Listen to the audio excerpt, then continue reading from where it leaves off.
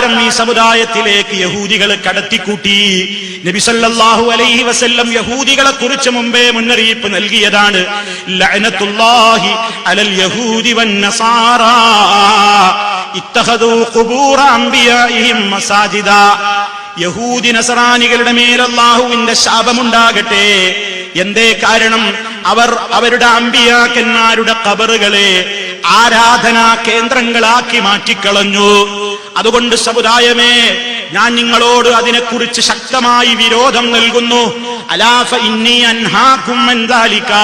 ഞാൻ നിങ്ങളോട് അക്കാര്യത്തെക്കുറിച്ച് ശക്തമായ മുന്നറിയിപ്പിലൂടെ അത് വിരോധിക്കുന്നു എന്ന് നബി സല്ലല്ലാഹു അലൈഹി വസല്ലം പറഞ്ഞ അതേ കാര്യം ശിയായിസത്തിന്റെ ലേബലിൽ മുസ്ലിം ലോകത്തേക്ക് കടന്നുകയറി.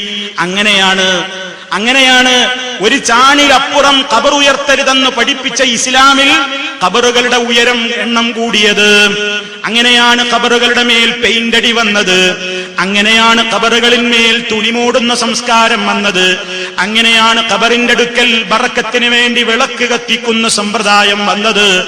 അങ്ങനെയാണ് ഖബറുകളെ ചുംബിക്കുകയും മുത്തുകയും തടവുകയും ചെയ്യുന്ന സമ്പ്രദായം വന്നത്. അങ്ങനെയാണ് ഖബറുകൾക്ക് ചുറ്റും തവാഫ് പ്രദക്ഷിണം വെക്കുന്ന സമ്പ്രദായം വന്നത്. അങ്ങനെയാണ് ഖബറാളികളോട് വിളിച്ച് തേടുന്ന സംസ്കാരം വന്നത്. ഷിയായിസത്തിലൂടെ ജൂദായിസം കൊണ്ടുവന്ന ആചാര വിശ്വാസങ്ങളായിരുന്നു അതെല്ലാം. മാത്രമല്ല